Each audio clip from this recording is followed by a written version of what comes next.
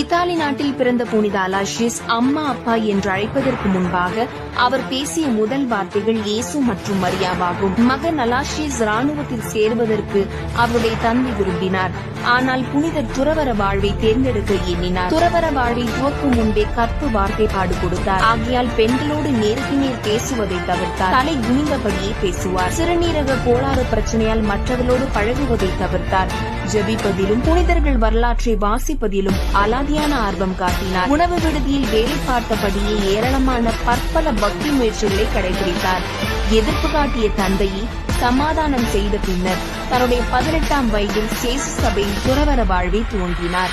வேகமாக பரவிய கொள்ளை நோயினால் பாதிக்கப்பட்ட நோயாளிகளுக்கு சேவை செய்த போது அதே கொள்ளை நோய்க்கு 23ஆம் வயதில் பலியானார். புனித அலாஷியஸின் வரலாற்றை எழுதி அவருக்கு அவசர நோயில் பூசுதல் வழங்கிய ராபர்ட் பெலார்மின் குறிப்பிடுகிறார். இயேசுவின் திருநாமத்தை அவர் உச்சரித்துக் கொண்டிருந்த போது அலாஷியஸ் மரணத்தை தழுவினார் என்கிறார்.